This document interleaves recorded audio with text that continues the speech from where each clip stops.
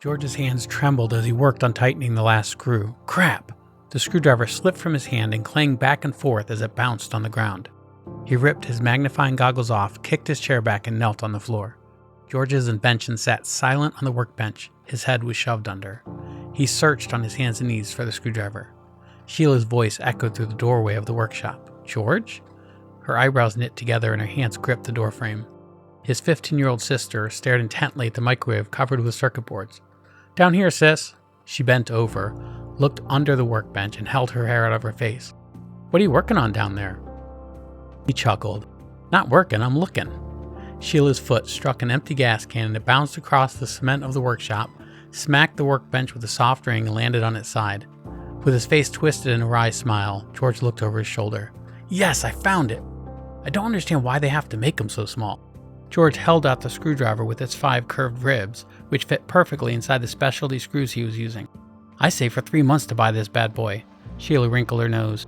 Why don't you use normal screws like a normal person? George laughed.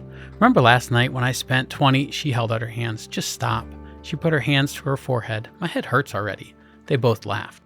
Aren't you sick of working? Come in the house, sit on the couch, watch TV, listen to music, anything. She mimed every word she spoke. George blinked rapidly as he shifted his weight on his feet. His magnifying goggles sat on his head that he was shaking at her. He turned back to his work, picked up his glass, and sucked on the straw. Nothing came out. Putting the glass back down, he knotted his goggles into place and tightened the last screw. Sheila sighed. Fine, make gadgets the rest of your life. Want more lemonade? He fidgeted with his goggles until they rested on his head once again, then turned to face Sheila. Nah, I've had enough. Some water then? Sure, he smiled. She pointed at the box. Tell me again, what'll that do? He pursed his lips and gave her his glass. Sheila stared at the glass before reaching for it. He shrugged. It'll make electricity. Mom and Dad won't have to stress about paying for power anymore, and it'll produce enough for them to sell to the power company. He rubbed his thumb and forefinger together. She cocked her head at him. Yeah? How much? George puffed up his chest. Mom won't have to work anymore. His face split wide open, and neither will Dad. Sheila's face fell. Will this be like your automatic dog walker? His mouth opened in silent laughter. The neighbor's cat'll be fine. His sister's face mirrored no such expression. He furrowed his eyebrows. Well, what about what I did to Dad's engine? Yeah, he does love his new horsepower. Her shoulders relaxed. Okay, just don't burn down the workshop, okay? George nodded his head, either in agreement or to shake his goggles back in place. He turned to tighten the last screw, which had already been tightened as far as it would go. Sheila held up the empty glass. I'll be right back. She walked out and swung the door shut. The machine clicked and whirred to life. Countless capacitors connected to an old microwave spewed cables in every direction and then into the wall. A metal pole skewered the microwave and ceiling. An orange blinking light and 3 gauges replaced the control panel. A single red daisy wilted in a small glass jar. Beads of sweat dripped into his eyes. He rubbed them away with the hem of his shirt and tapped the far left gauge. It screamed like a jet at liftoff. He held his hand to the side of the generator, then turned to scribble in his notebook. 50 degrees too hot. He gasped as he stepped into the humid summer air. Sparks shimmered up and down the frost-covered pole. The 40 satellite dish's only abnormality was the weathering it experienced through the years. He ran his fingers through his hair and down his neck. Back inside, standing in front of his experiment, he scratched in his notebook with large, frantic letters. The gauges are reading much too high. I have to check every single one of my calculations. Reaching his hand behind the box, he flipped the switch.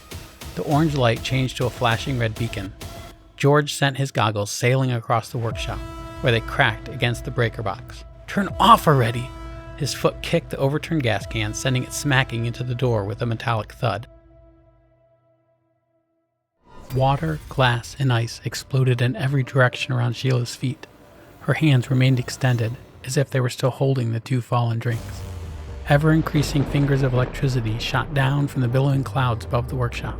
They traveled into the many satellite dishes pointing skyward. The lightning gathered to the now glowing dishes caused Sheila's hair to dance on her head. The electricity reached the 100 yards to the house she had exited. In a flash, Sheila's body turned to vapor, and the lightning shot miles in all directions. George covered his nose with his shirt. The scent of burning skin and smoking electronics wafted throughout the workshop. All 3 gauges twitched in their rightmost settings. Jumping toward the breaker box, he reached the other side of the room in 4 steps. After flinging the breaker box open, he reached for the main switch. The screwdriver shot from the other side of the room and impaled itself into the breaker. He grabbed the back of his head. Warm liquid pooled into his hair. After looking at his red fingers, he fainted.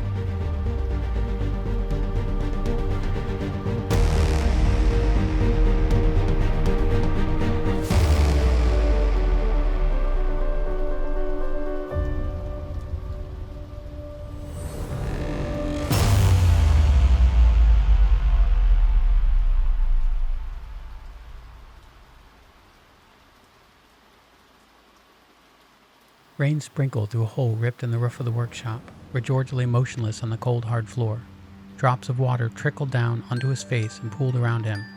He sat up, bent forward, and placed his hands on the sides of his head. Water dripped from his face as his head bobbled like a cork in the ocean.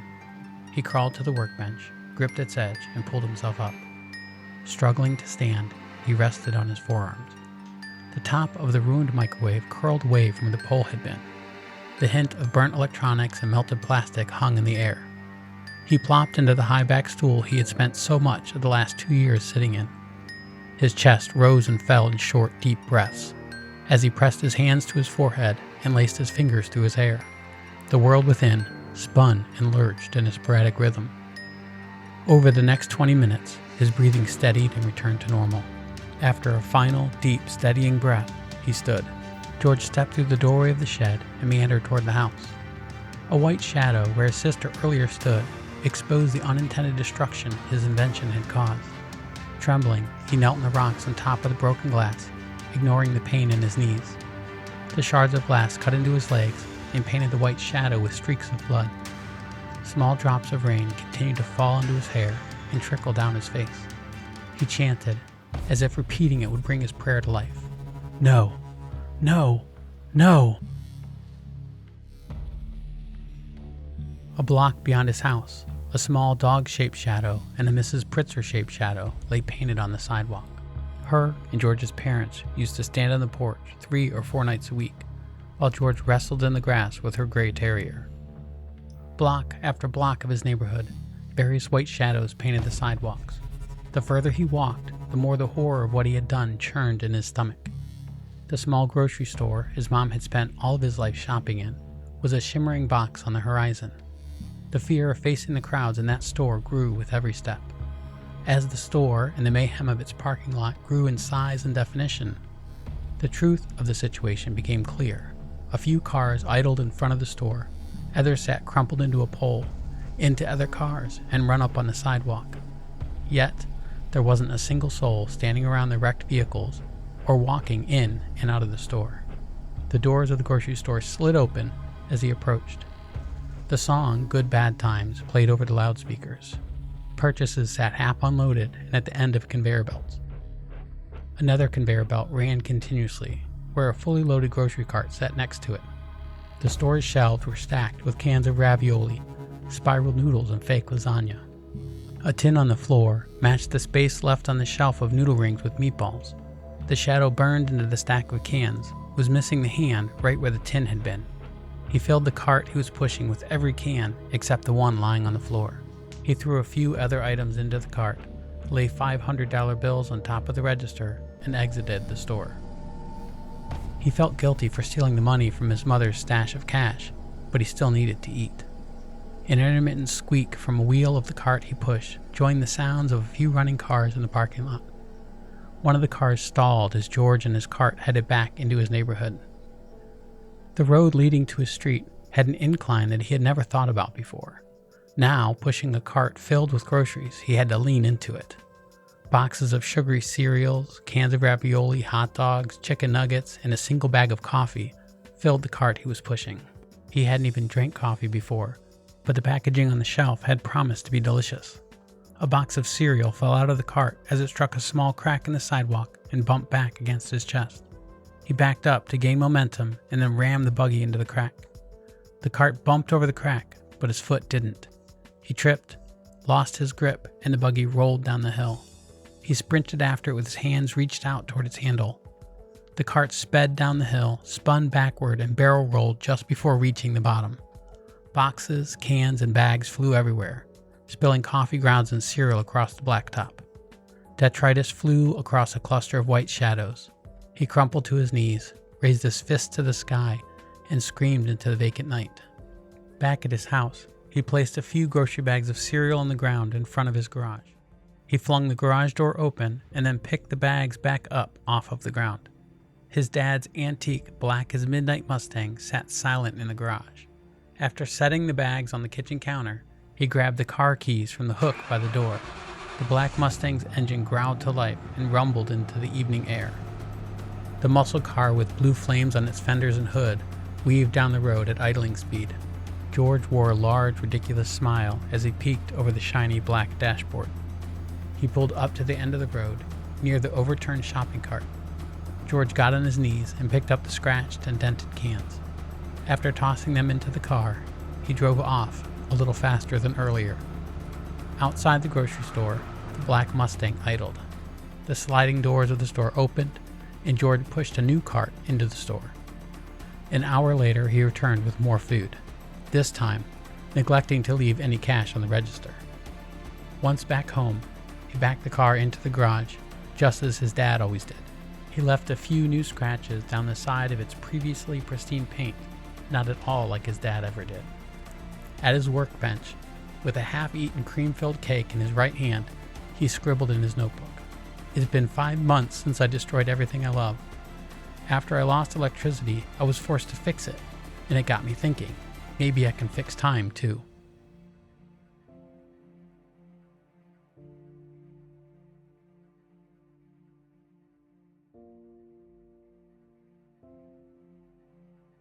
The teenager, sitting at the workbench, no longer resembled the child who had vaporized everyone he knew. He scratched with his pen. "So many failures. I don't know why I thought I could fix it."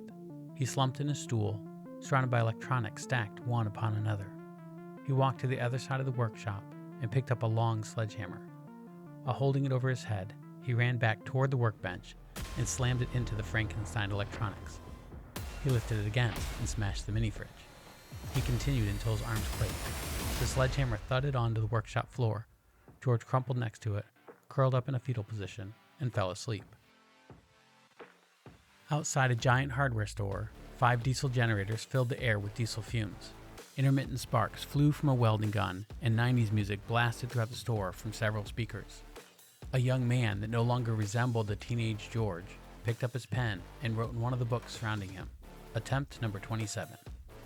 George scratched at the beard growing on his thinning face, then rolled one of the speakers blaring music into a 7-foot metal box. He swung the door shut and walked out of the mesh cage it was in. He closed the gate on the cage and walked around to its side. A large panel of dials, buttons, and lights was welded into place. He pressed several of its buttons, and the box inside the cage vibrated. The vibration grew in pitch and fervor. George sprinted from the large box door. The backpack filled with notebooks bounced against his back. In an instant, he was thrown forward from the shockwave. The gravel scraped up his face and his pack flew from his back. Flames licked the night air as propane tanks exploded and flew through the collapsing roof of the giant hardware store. The generators chugged on as lights and music danced to the inferno. One by one, the generators exploded and added to the chaos. Half of a mile down the road, George limped away from the blaze, ripping pages from some of his journals. He lit the pages on fire and threw them behind him, and the small flames flitted to the ground. Walking down a road of broken pavement, he picked up a chunk of blacktop and threw it through a nearby window. Parked next to a fast food restaurant sat a black and red 18-ton semi. He hot-wired the truck and pushed the large gear shifter into first gear. The large truck jerked forward and stalled out. After many attempts, he finally succeeded in getting it to drive. He sped up the highway with dirt and chunks of asphalt flying behind him. In the back of the ashen trailer, George wheeled his latest attempt in. The large number 88 was painted on the side of a large metal safe. He jumped down from the back of the trailer, while various lights on the steel safe blinked in rapid succession. He swung the back doors of the trailer closed, and a loud hum filled the air. George covered both of his ears as the hum grew louder. The ear-piercing hum was joined by a syncopated banging. He jumped back into the cab of the massive rig and drove onto the highway. The truck began to sway back and forth in the lane, and the trailer danced from one tire to the next. George slammed his foot onto the pedal, and the brakes chugged as he blasted the truck's horn at nobody. As soon as the rig came to a stop, George jumped out. His hair blew in the wind as he walked away from the burning trailer.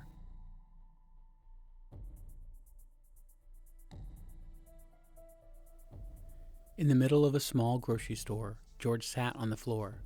Shadows danced across his face from a burning green candle stuck into a snack cake as he sang Happy Birthday to Sheila.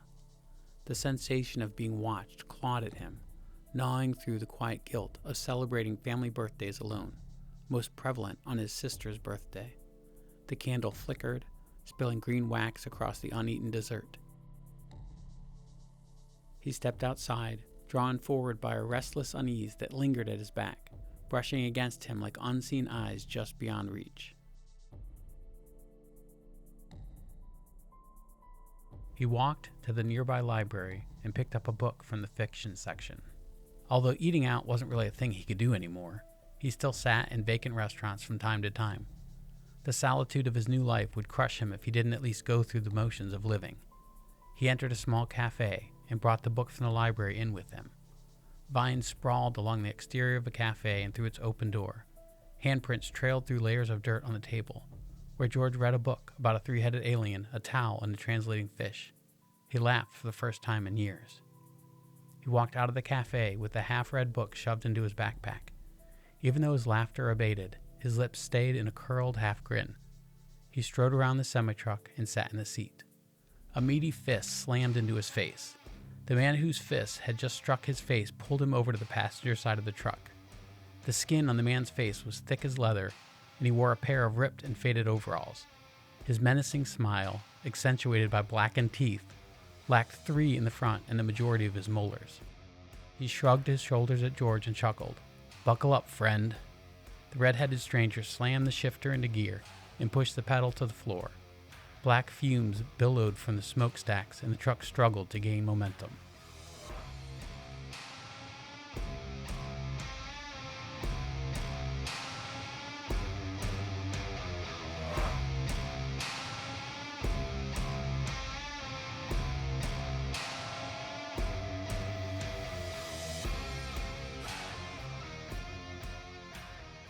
The old man's maniacal laughter filled the cab with tension. He rumbled up and down in his seat, thumping his hands on the steering wheel, as if the static of the radio was actually music. "I thought I was the last man alive." George's face spread in a thin grimace. The ashen rig barreled down the crumbling highway, and George sat as close to the door as possible. His hands pressed into the dashboard, as if he was trying to push himself through the back of the seat. "Where are you taking me?" The large man, whose face was riddled with scars, narrowed his eyes and glanced over. "How'd you get this truck to work?" George stared back at him, without responding. The old man threw one of his hands in the air. "Well?" He punched the steering wheel and then pointed his meaty finger at George. Half of the tip was missing, and what was left of the fingernail was thick and yellow. His finger shook as he grumbled. "Look, the only reason I haven't killed you is because I think we can help each other. If you're not going to help me, I swear." The semi stalled. The filthy man wrenched the key back and forth as he pumped the gas. "What?" The rig answered his efforts by slowing down. The brute, whose body was much larger than George's, grabbed the collar of George's shirt and pulled him toward him. "What did you do? Why won't it start?" George furrowed his eyebrows. "What?" The obese thug palmed George's head and bounced it into the window. "You are going to answer my questions." The tires on the rig crawled across the graying pavement, crunching the broken pieces of gravel under their weight. George rubbed at the side of his head. Then he grabbed the handle and flung the door wide open. The old man turned sideways in his seat and kicked George with both feet, propelling him out of the truck. He rolled several times before standing and lumbering away as fast as he could. The oversized redhead jumped from the truck and chased him while screaming, "Get back here!" Catching up to George, the crazy boar of a man grabbed his arm and yanked him around. George's forward momentum carried him to the ground as he flailed and smacked the blacktop. His head slammed the pavement so hard, even the behemoth of a man cringed. Then George attempted to push himself up onto one elbow before collapsing into unconsciousness. An orange moon and amber stars shimmered in a puddle next to George's prostrate body. He opened his eyes, sat up, and rubbed his filthy forehead. The old redhead sat on a rusting guardrail. "You ready to tell me how you got that thing running?" George squinted his eyes. You're going to kill me either way. Why would I tell you anything? He stepped off of what was left of the shoulder, squatted next to George, and pulled him up off of the ground by the front of his shirt. Look, I didn't mean for any of this to happen. I'm just trying to get answers. I have no intention of killing you. George closed his eyes and his head slumped backward. The redhead slowly lowered him back to the ground and released his shirt. George let out a low groan from deep in his gut. You could have fooled me. The old man held his hands out in front of him and took a few steps backward. Look, I let things get out of hand. I promise I won't hurt you again. George opened his eyes halfway inside. It's not gas, it's vegetable oil. The grocery stores are filled with it. I converted it to biodiesel and the engine runs on it. The grungy man took 2 steps forward and barked. Don't mess with me, I'm out of patience. George looked at him with wide, unblinking eyes, his hands still trying to rub away the throbbing pain. The old man stopped short. Wait, are you being serious with me? George's voice quivered. Yeah, it's really simple, actually, when you know what you're doing. He held his hands up. Please don't hurt me again. The old man took slow breaths while walking back to the rusted guardrail. Look, maybe if I told you my story, you'd believe me, yeah? George sat up and struggled to calm his breathing. Maybe. I guess it couldn't hurt. My name's Harlan. I used to be one of those preppers that people made fun of. I gotta admit, I don't feel nearly as pleased with being right as I'd expected. Every once in a while, I used to use my vacation, seal myself in my bunker, and camp out. 2 weeks after the last time I did that, I emerged into a world where there were white shadows instead of people. George put his hand to his mouth. Wait, then that means there have to be more people who survived. Harlan put his hands behind his head. Plenty. George narrowed his eyes as he shook his head. But you just said that you thought that you were the only person left alive. Harlan stared at him without responding. George rolled his eyes. Why haven't I run into any of these plenty of people that you didn't think existed but suddenly remembered that did? Harlan shrugged. I don't know. George sighed again. Harlan continued. My friends were on their way to Southern California. That's apparently where the new government is. New government? Well, I mean, that's what they said. I don't know. So I teach you how to run these trucks, then you let me go? Harlan bolted up from the guardrail toward where George still sat on the ground. Absolutely! George winced, holding his hands in front of his face.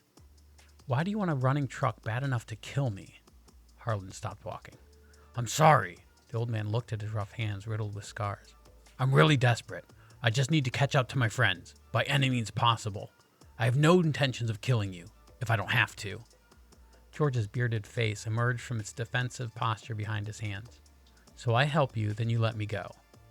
Harlan beamed at George, once again extending his hand. Deal!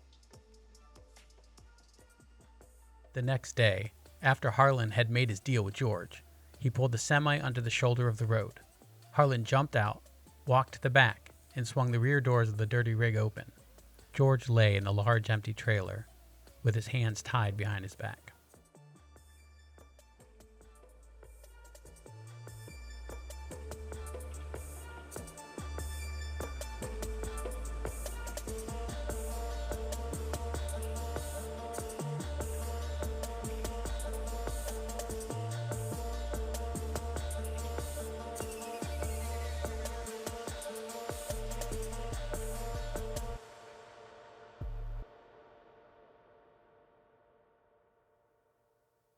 Graying clouds swirled over the horizon where the sun was on its descent to ending the day.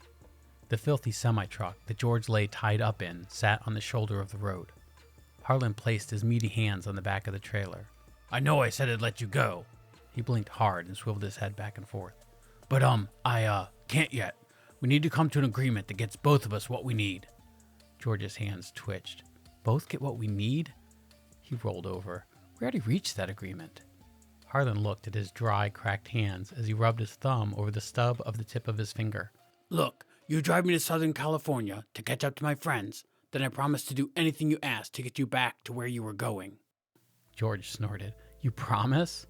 That's rich coming from you. You haven't told me a single truth since you first accosted me. Harlan grabbed George's shoulder and rolled him back over to face him.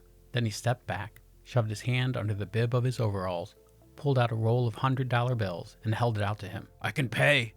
George laughed. Money? What am I going to do with that? That's worth even less than your promises. Harlan looked hard at him. Those of us still left use it. He shoved the roll of bills back into his overalls. Well, what can I offer you then? The only thing I need from you is for you to let me go so I can go home. Harlan laughed and snorted through his nose. Home? You mean that old abandoned town I took you from? No, home, before. Before? What are you talking about? George strained against the rope, binding his hands. Nothing. Harlan placed his hands back in the doorway of the semi-truck's trailer. His arms flexed and he brought his face within an inch of George's nose. Tell me, I'm not asking. George winced and gagged from Harlan's breath. The smell of rotting meat and decaying teeth lodged deep inside his nasal passages. You won't believe me. Doesn't matter. Tell me. George closed his eyes and tried not to gag from the putrid smell assaulting his senses. He lowered his voice to a whisper. Building a time machine so I can go home. The old redhead stepped back from the truck once again and roared in laughter. George looked on amused. It is possible, and I will do it. Harlan whistled. Time travel, huh? I think you've been alone for too many years and have started having hallucinations. Harlan untied George's hands and helped him sit up. You're certifiably insane, which you gotta be honest, scares the crap out of me. He grilled George for hours before he stopped pacing. It's obvious that you're resourceful. Either I let you go, or take the chance that you'd use that resourcefulness to find a way to escape. There's no way that ends well for me. If I was in your shoes, I'd slit my throat while I slept. George rubbed at his wrist without making eye contact. Harlan pulled himself up in one motion, joining George on the edge of the trailer. What makes you think you can actually build a time machine? George jumped down. I'm close. It's a matter of finding the right calculations. Harlan followed him. You seriously think it's even possible? George continued walking. I am building a time machine. I'm convinced that the one I'm working on now is going to work. Harlan increased his pace. How many times have you thought that about the other things you built? George's shoulders slumped.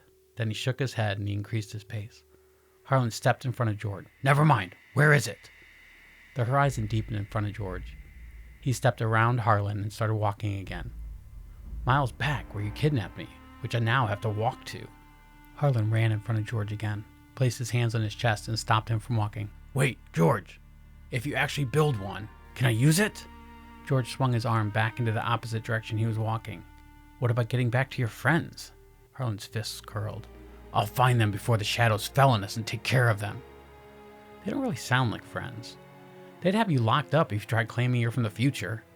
Harlan cocked his head and locked eyes with the frail man that was worn down by decades of failure. What? George lowered his head and stared at the crumbling roadway that was worn from decades of erosion. Low thunder rumbled intermittently in the distance. Won't work. You have to go back to your shelter. George raised his eyes to meet Harlan's gaze. When you were locked up in your bunker, if some random old dude showed up claiming to be you, would you believe him? Would you even open the door for him? Let alone let him sleep in your bunker and eat your food? Harlan pinched the bridge of his nose. Well, can I come to your place then? The real truth of why you've decided to let me go. George stepped back and started walking again. Look, there's no way I'm letting you follow me back in time. Obviously, I can't stop you from following me now, but I'll rig the time machine to self-destruct. Harlan ran in front of him and held out his hands. Okay, I won't follow you, please. George stopped walking. How can I know you won't? You've lied to me about everything else. Maybe I can get you to trust me while I help you build your machine. George rose an eyebrow. So you believe me now? Harlan grasped his shoulder. No, not really. George brushed his hand off. Why offer your help then? Harlan turned his palms up. What else am I gonna do? George shrugged. Catch up to your friends in California? Harlan shook his head. Well, as you've said, they're not really friends. You wouldn't believe it, but they actually tied me up before leaving me for dead. George chuckled. Oh, I think I'd believe it. Harlan scowled. Anyway, if you can build a time machine, which I don't believe you can, I'd love to be around to see it. If you fail, as you told me you have a habit of doing, it seems like I get to see a pretty amazing fireworks show. But if against all odds you succeed, I can go to whatever time I want. I'm free from the burden of friends that wanted me dead anyway. There's nothing here for me. The two walked in silence for a long time, until George finally answered. Alright, yeah, it's not like I have a choice anyway. Harlan grinned his half-toothed grin and slapped George on the shoulder. You're right about that. George rolled his eyes and turned back toward the semi. Harlan walked a few paces behind him. Once arriving at the large truck, George jumped into the driver's seat and shut the door. Harlan swung the driver's door back open and stared at him. George took the hint and slid over to the passenger seat.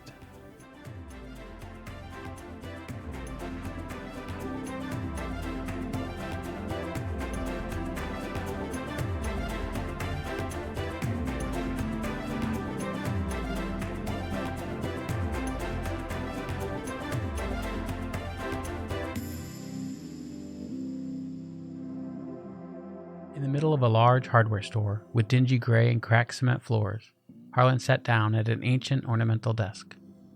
30 to 40 notebooks were in neat piles on the old desk. He picked up one of the oldest looking of them and thumbed through it. "What are these for?"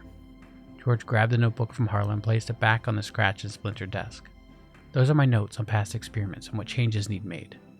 Harlan picked the book back off of the desk and continued flipping through the pages. "Cool, they're like your diaries." "They're not Look, we just need to focus on finishing the time machine. Can we focus, please?" Harlan held up one of the notebooks. "What do you think I'm doing?" "Trying to irritate me?" "Come on now, I'm trying to help." "How?" Harlan stared back at George and furrowed his eyebrows. "By reading." George blew a large lungful of air into and out of his cheeks. Harlan shrugged and lowered his eyes back to the book in his hands. The large hardware store was filled with open boxes of appliances in various stages of disarray. Some were missing control panels, others were missing their entire backs, and most were stripped of all wiring. Harlan opened the flap on one cardboard box. The toaster oven had black smoke burned into its sides. "This all looks like junk. I just don't see how any of this can do anything." George walked over to a large refrigerator box and struggled to push it across the worn concrete floor. Harlan walked over to the box and helped George move it along the floor. The scraping of the cardboard over the concrete left a trail from where the box had cleared some of the decades' worth of dust. Once in place, George cut the box open. Harlan helped him pick it up off of the appliance. A few minutes later, with the welding mask in place, sparks flew, lighting up the generator George was working on.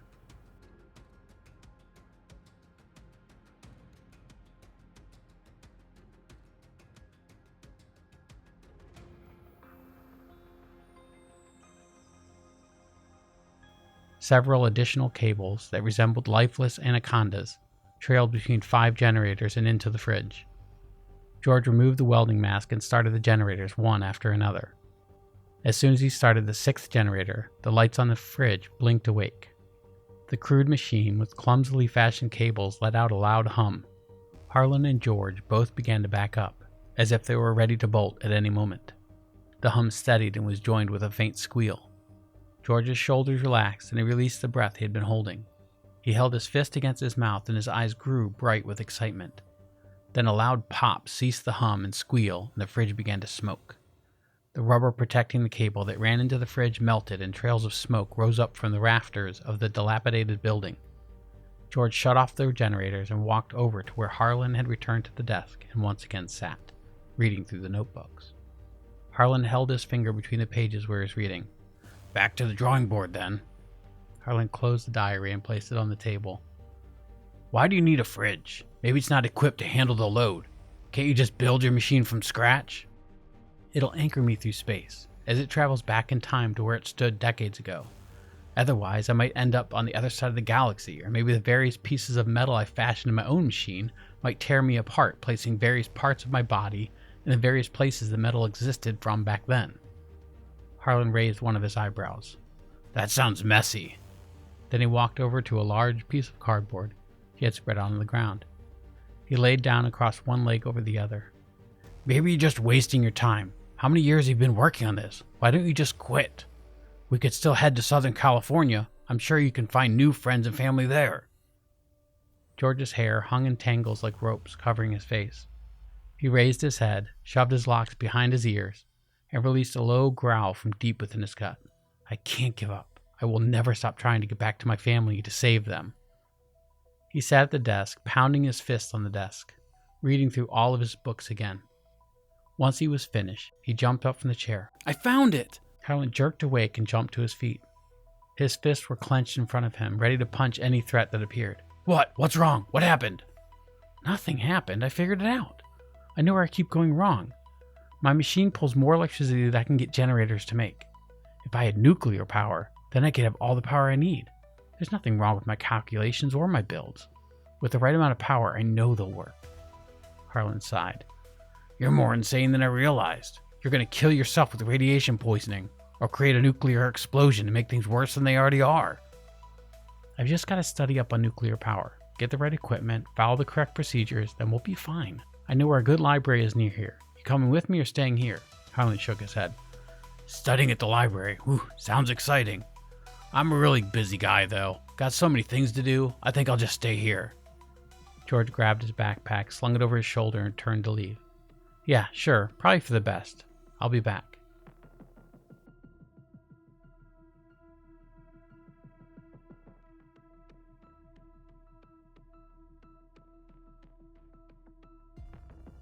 In the basement of a 5-story library, George sat, surrounded by books on plutonium, uranium, and nuclear energy.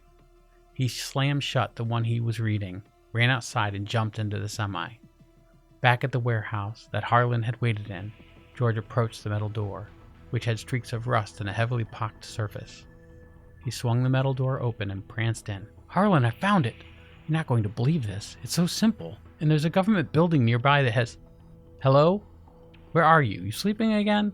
He walked around the corner of the room. He expected to see Harlan sleeping on the cardboard he had left him lying on. Silence answered his call. The boxes of various appliances remained exactly where he had left them, including the one with melted cables tangled on the floor. The floor shimmered with a fine, almost imperceptible layer of water, as if someone had mopped the floor. Other than the filthy water spread thin across the dirty gray concrete, the floor had no indication that anyone had cleaned anything. But not only was Harlan missing, every last one of his notebooks with all of his calculations, diagrams, and notes were also missing.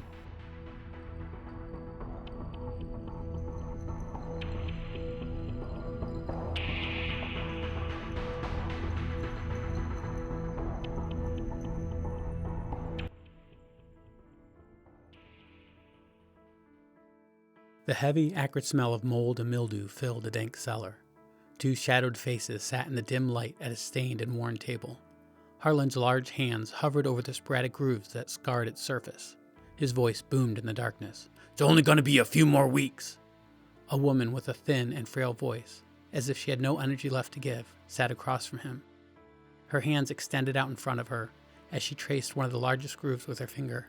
I just can't stand that we pushed him so hard. It all feels...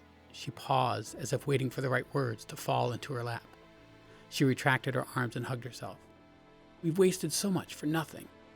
It's not, babe. Trust me. It was all necessary. Her voice took on a hint of energy mingled with irritation. Why? Why was it necessary? Silence stretched between the two of them, as if there wasn't anything left to be said. Harlan stood and paced to the other side of the room. A sliver of light filtered across his leathery face. You were the one who insisted that I approach him. You said we couldn't just sit here, hoping everything just worked out. He formed imaginary quotation marks in the air. The woman's voice rose in defiance as she stood from the table. I didn't ask you to accost him and almost kill him. She spat out the last 2 words like venom, flailed her hands in the air, and coughed several times from the effort. She slumped back into her seat and placed her head in her hands. Harlan's face fell. He grunted and sauntered back over to the table, where the woman sat, still shaking from anger. He took one of her wrinkled hands in his own and patted it. I know. I took it too far. I was just trying to get him to trust me. She pulled her hand out of his, rose her face to meet his, and her voice cracked. Sometimes you can be such a moron. Harlan grimaced at her words. She pinched the bridge of her nose and closed her eyes. I'm sorry. It just doesn't make any sense. This isn't how you get people to trust you. You don't threaten and kidnap them. Harlan pounded both fists down onto the table. I said I'm sorry. What else do you want from me? He raised his right hand in the air and motioned behind him as if pointing to something. I can't go back and change what I did. She lowered her voice and leaned back. Seriously, though, what were you thinking? He lowered his hands again, and they thudded onto the table, like a butcher dropping meat onto the counter. I don't know. I guess I thought if I acted too friendly, he'd be too suspicious and not trust me. She lowered her voice back to the frail tone she started with. And you think beating him half to death will get him to trust you? Well, he trusts me, doesn't he? Yeah, it's just, I guess he does. It just doesn't make sense. You chance chasing him away. She amended, almost as an afterthought. Or worse. Again, I'm sorry. He apologized again and cleared his throat. I know. Well, I just came here to let you know everything looks like he'll be finished before the month is over. I didn't mean to upset you again. She looked into his eyes, lifted his hands from the table and squeezed. Her long, tangled hair hung in shambles around her face. I'm sorry for bringing it up again. I'm just still so frustrated about it. Harlan lifted his right hand and stroked her hair behind her ears. I know. Well, I don't want to chance him getting back before I do, so I better head out. She squeezed his left hand that she was still holding. Okay, just promise you won't do anything stupid again, yeah? I promise, but don't worry about it. He'll be finished before you know it. You said. The frail woman followed him to the entrance of the cellar, still holding his left hand. I hope you're right. I'd really love to get out of here. Harlan bent to kiss her. Light glimmered off the woman's blonde, silver, and gray-streaked hair of tangled ropes. While they were holding each other close, a peal of thunder rumbled in the distance. Harlan released the woman's hand, then he turned and jogged up the rusting metal stairs that led out of the cellar. The familiar, musky odor of rain rose from the ground as sporadic, scattered drops fell around him, creating dots in the dusty streets.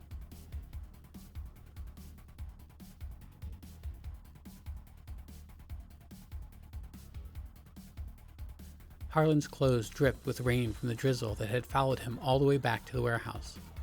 Once he turned the corner, he entered the area filled with boxes of electronics, the antique desk, and all of George's notebooks. Rain trickled from a hole in the roof of the warehouse and splashed onto the increasingly soaked notebooks. He half-trotted, half-jogged to the desk, placed both of his meaty hands on its surface, and pushed it through the doorway on the other side of the room.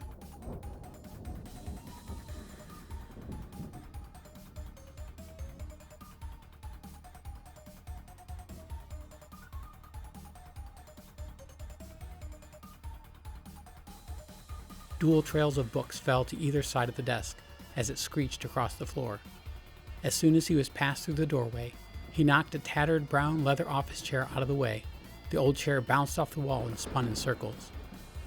He retrieved one notebook up at a time, shook it, then hung it over a metal bar that stretched across the office. Once the last of the notebooks was hung to dry, he slumped into the old executive office chair. A dirty frame of filth, which had once been a window used to keep watch over the warehouse employees, blocked him from view. He grunted as he attempted to lower his breathing from the exertion of his quick pace to the warehouse, and saving the notebooks from getting any more wet than they already were. He leaned his head against the headrest, spread his legs as far as they would go, and dangled his arms over the side of the brown leather chair. A small smirk spread across his face. This ought to make up for everything else. She won't think I'm a moron now. His grin softened as his breathing steadied. After several minutes, his face fell slack in sleep.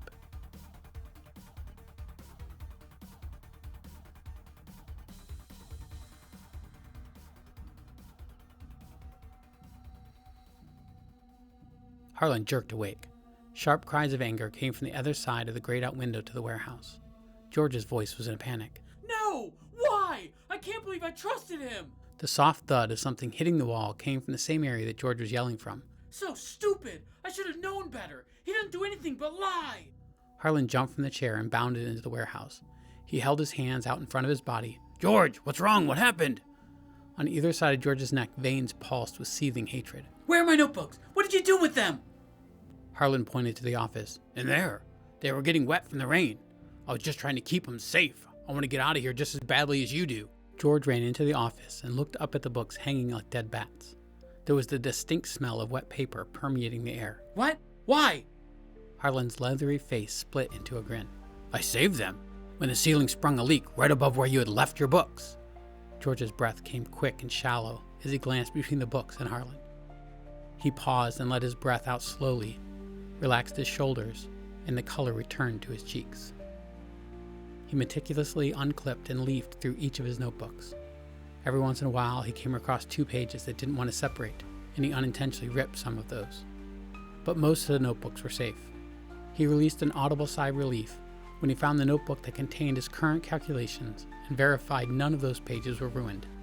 Then he looked at Harlan. I can't believe I almost lost my work. If it wasn't for you.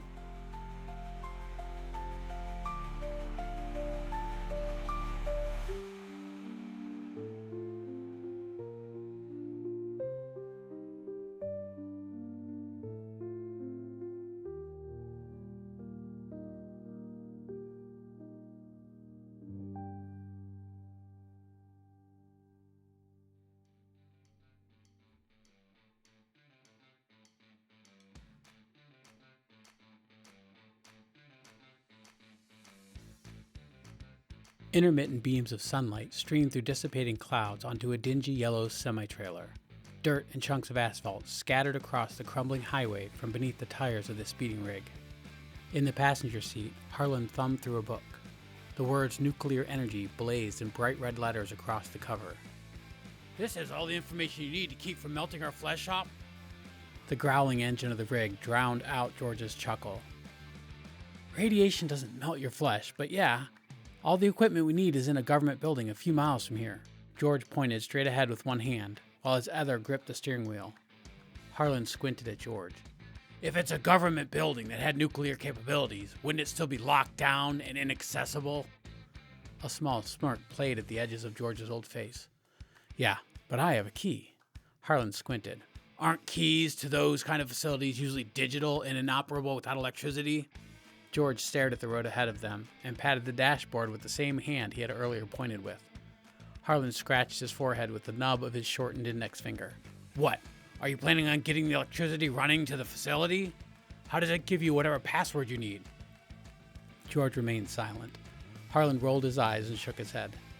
They exited the highway as a massive building loomed ahead, surrounded by a tall, sagging chain-link fence. George chuckled as the semi growled with power and smashed through the black fence, freeing the front gates from their hinges. Sparks flew in all directions as the mangled metal danced across the asphalt. Harlan's face grew pale with fear. He clutched the dashboard and screamed. Slow down! What are you doing? Stop! He smashed into the building. Glass shattered. Aluminum tore like paper. Cinder blocks exploded around them. A choking cloud of debris engulfed the wreckage. The dust settled to the ground.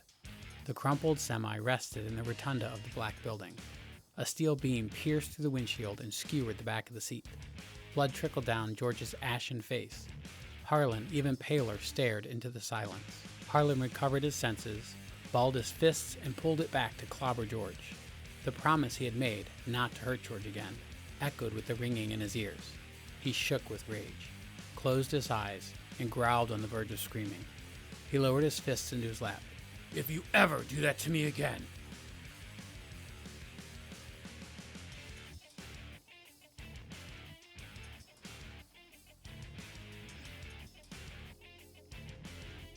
George and Harlan carried the supplies they had gathered through the hole left in the wall from where they had crashed through earlier. Although the truck had been destroyed in the process, the crated barrels of processed biodiesels were strapped safely in the trailer. They unloaded them from the wreckage and loaded them into another. Harlan had worked in silence until they were finished. Now what? Don't you have to convert this truck to work with biodiesel? George shrugged. Guess we're sleeping in this facility in the meantime. I brought all the necessary tools with us. It'll only take me a few hours, 4 or 5 at the most. They finished loading the barrels from the wrecked trailer into the new one. Orange bands of the sunset streaked the horizon. The final wisps of clouds evaporated out of the sky.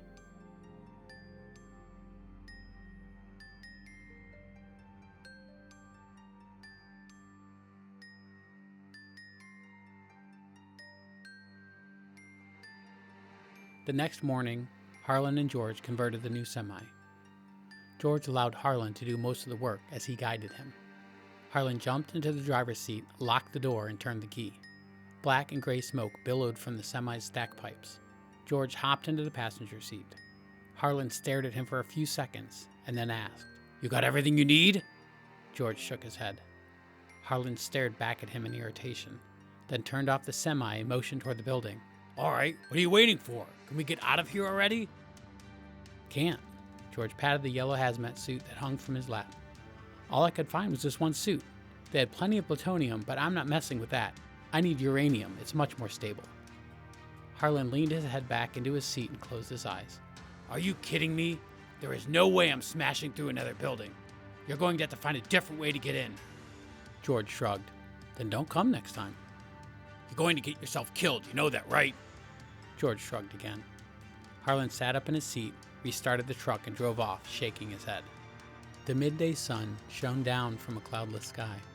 Shimmering waves of heat flowed from the hood of the orange semi that George and Harlan had converted a few days earlier. George drove 60 miles an hour straight toward another government building. He glanced at the yellow hazmat suit on the empty seat next to him and rubbed the scab on his forehead. Smart move not coming with me. Maybe I am going to get myself killed. Half an hour later, he crashed through another gate and another black building. The black building seemed to shimmer from the very shades of red beams of the sun. George, wearing the yellow hazmat suit, carried an orange case in both hands. A low rumble echoed around him as he limped back toward the semi. A large black beam at the front of the building collapsed across the cabin of the semi, cutting off the already slim exit George had hoped to leave the building through. Removing the hood of the hazmat suit, gray hair spilled over his shoulders. He sat next to the case, put his head between his knees, and laughed for several minutes. As he stood and limped toward the wreckage, he was no longer chuckling. He picked up a broken cinder block, started to haul it across the room, when there was the rumble of another cave-in. George dropped the block to the ground and bounded 3 steps at a time up to the second floor. He recovered his breathing, looked around through the darkening day for another way to escape. Every office he entered grew darker than the last, until at last the interior of the building descended into a midnight black. George tripped over a coffee table and landed sideways onto the floor. He crawled around on his hands and knees as he intermittently rose his right hand into the air, trying to avoid banging into another object. Before long, he felt the smooth leather of a sofa. He rubbed his hand from the left side back to the right. Confident the couch was clear, he crawled up onto it and laid down. Morning light shone through the office windows, gleaming off a display of Viking weapons and into George's closed eyes. Rubbing the sleep from his bruised face, he turned and placed his feet onto the floor. He stood, walked to the weapons rack, and grabbed a battle axe from the wall. The moment he dislodged it from its display hooks, it thudded onto the carpeted ground. He picked up the handle and dragged the battle axe behind him as he limped down the stairs. He pushed his hand against the door and it refused to budge. He dropped the axe and half ran toward the door at the bottom of the stairs. He kicked it with his good leg, expecting debris from the cave-in from the day before to hinder it from opening. As soon as his foot made contact with the push bar, the door flung open, smacked the wall, and then swung silently closed. He picked the handle of the axe back off the ground and continued dragging it through the door, making sure to make use of the push bar this time.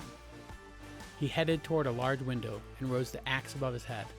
The axe head thudded to the ground behind him, tearing free from his grip, causing the wooden handle to smack the ground. He picked the handle up off the ground, used the weight of his body to swing the battle axe from the ground, and slammed it into the window. The window rang like a bell as the axe cracked against it. The window looked exactly the same as it had before. He repeated the action a second time and struck the glass again.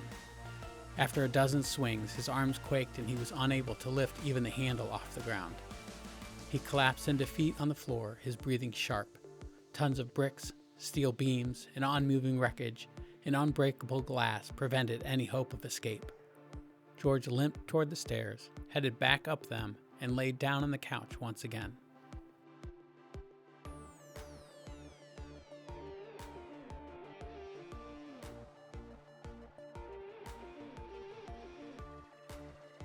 The couch, the battle axe hung slanted on the wall, which lay disregarded on the next floor below.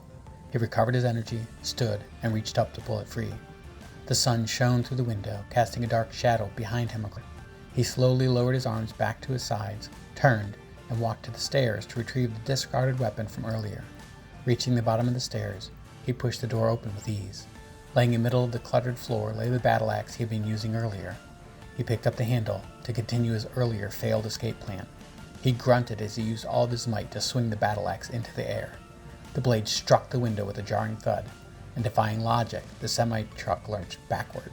It settled back into place for a moment, then lurched backward again. After several times lurching back and forth, it tore free from the hole where it had been lodged. Daylight streamed in through the new hole in the building, and an enormous tow truck spewed black smoke into the air. Harlan exited the tow truck and hobbled over the rubble where the truck had been a moment ago. You look terrible. Were you able to get the uranium? Harlan approached with squinted eyes. Are you all right? George slowly shook his head. I'll live. Harlan's mouth split into a grin. You don't seem so sure. Do you have what you came for? Oh, George pointed. Uh-huh. How'd you know I needed rescued? Is it really safe to be this close? George grabbed the hazmat suit. Yeah, the case is shielded. Harlan picked up the dingy orange case and held it as far from his body as he could. All right, let's get back and see if you really can get your time machine working. It'll work. How'd you know I'd need rescued? Harlan shook his head back and forth. I didn't. I thought you'd be dead. But I didn't want to sit around that large warehouse hoping you'd make it back. I came here to see if you were dead and move on with my life if I found your corpse rotting in this building. Harlan looked around at the rubble. If you haven't figured it out, I'm not a very patient man. I've noticed. George pointed at the still running tow truck. How'd you get that to work? Harlan's grin spread over his face as he held up one of George's notebooks. I followed your directions. I gotta be honest, I didn't think I'd be able to get it to work. Thankfully, I watched you do a couple of them, and between your directions, he patted the notebook, and watching you do it made it pretty easy. I'm impressed. George walked through the hole and raised his face toward the sky. Harlan followed him and then jumped into the driver's seat of the tow truck.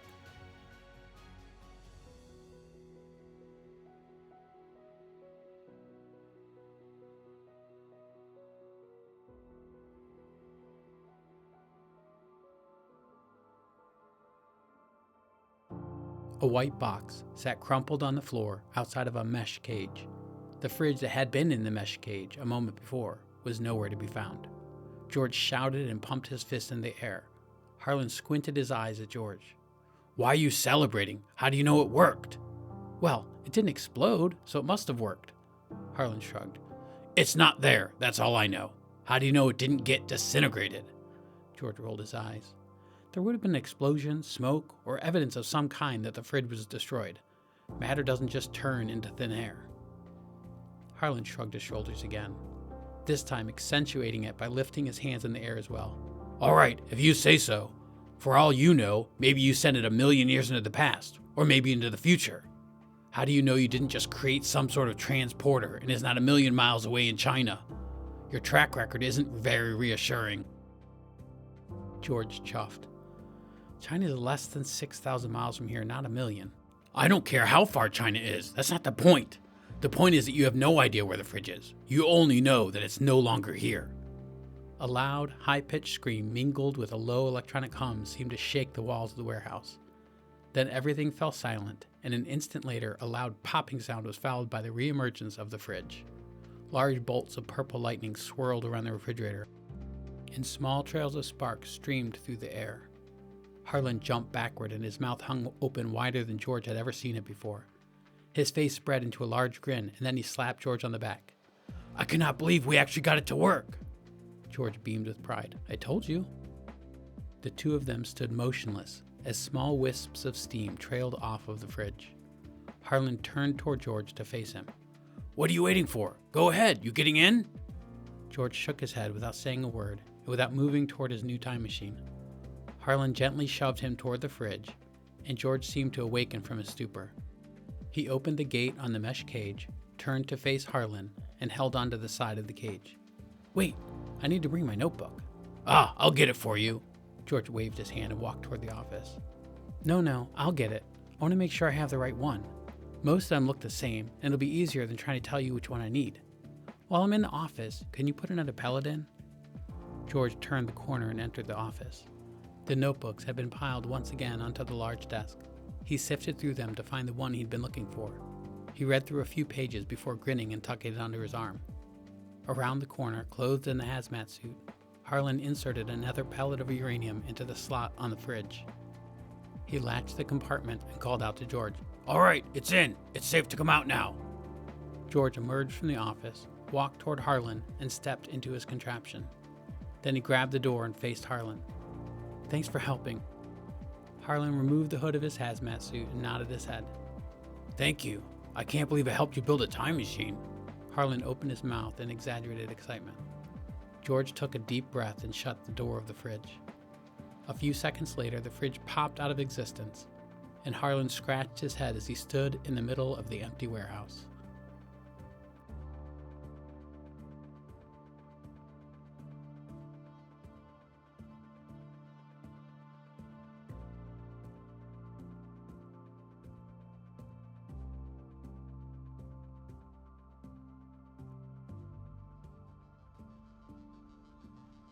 Shoppers milled around the large hardware store.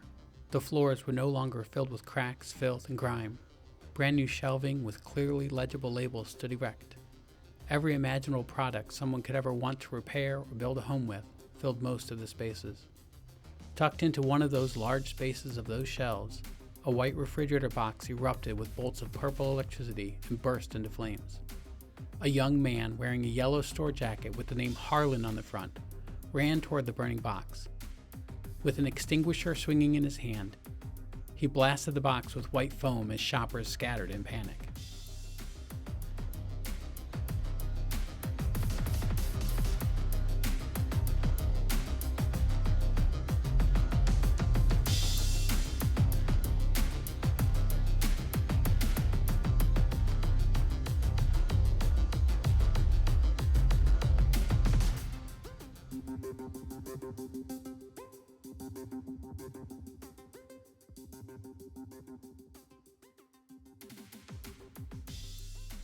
The smell of scorched cardboard lingered in the air.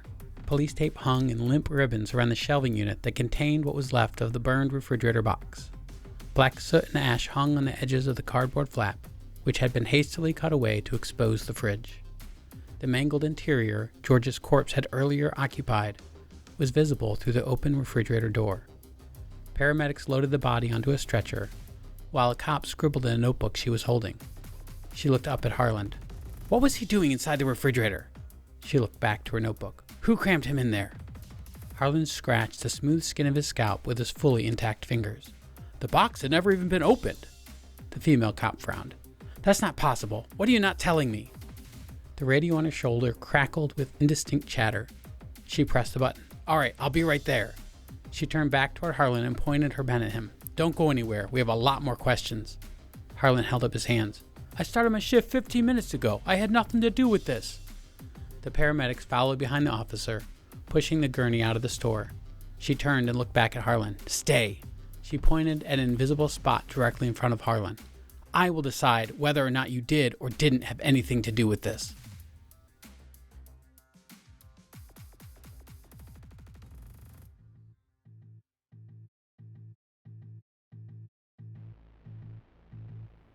Harlan retreated into his supervisor's office, pulled a notebook from his overalls, and looked around the room. His eyes scanned left and right as he walked to the back and slid the notebook into the supervisor desk drawer. The freshly varnished desk made a slight squeaking sound as Harlan slid it closed. He exited the office and turned the corner back into the warehouse. The short, stocky cop who had returned with her slightly taller partner squinted at Harlan with disapproval. "There you are! I thought I told you to stay put." Harlan threw up his one hand while pointing to the spot he had been standing in when she had seen him last. "You meant that exact spot?"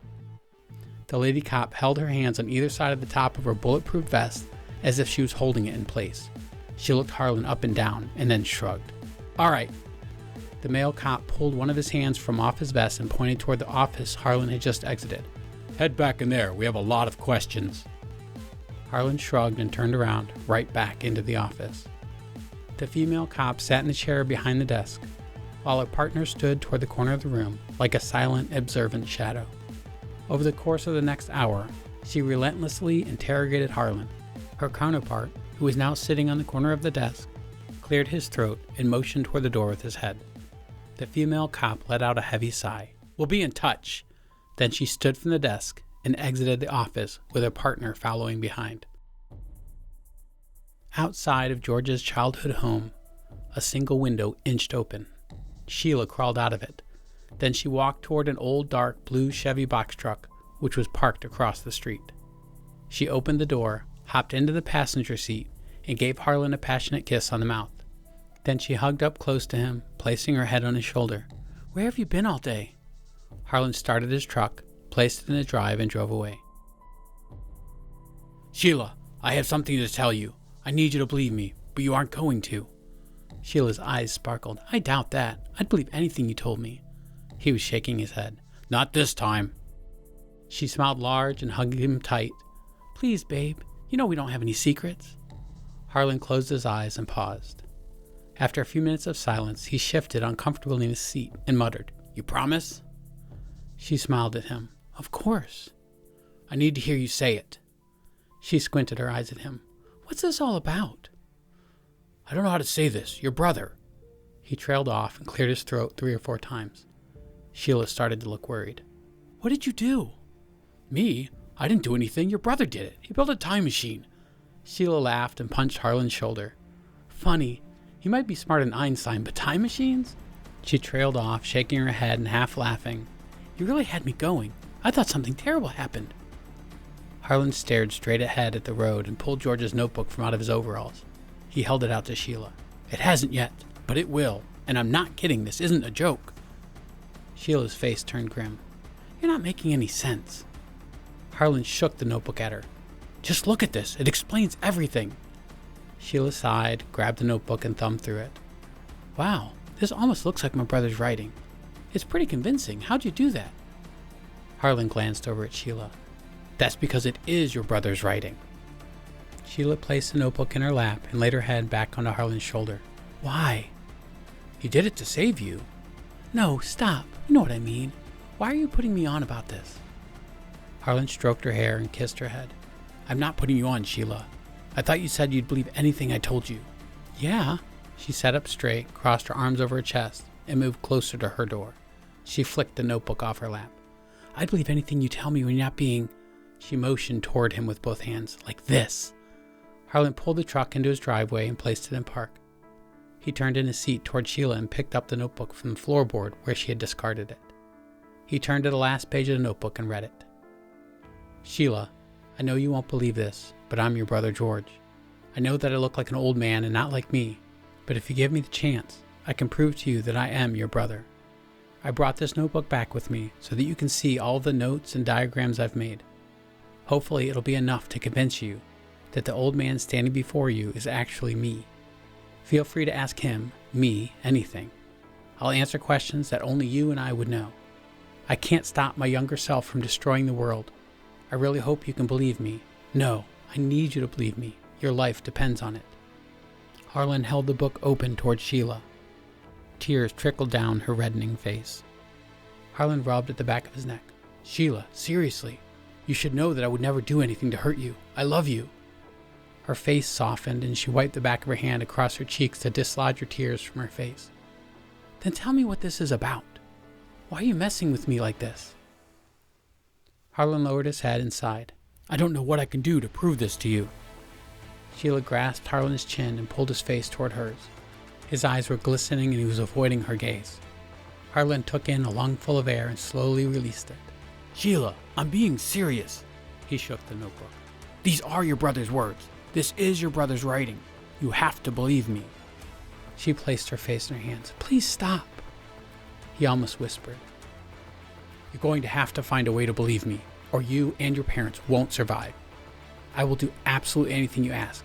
Anything. He stopped talking and silence filled the van. After what seemed an eternity with neither of them speaking, he jerked upright. I got it. You don't have to believe me right now. I won't say another word about it. I'll invite you and your parents to a party at my house. You, your parents, my parents, and I only have to stick around in my shelter for an hour. Then after everything will be all right. If I'm lying to you right now, or I'm crazy, or whatever, then we'll go on about our lives like nothing happened. Deal? Sheila looked dumbfounded. I guess. If you promise not to say anything else about it again. He smirked. Well, until after. Her glare was ice, harder and colder than he'd ever seen before. His smirk faltered, then disappeared as he lifted his hands. All right, you win. He tried to smile, but the weight of what was coming pressed it back down.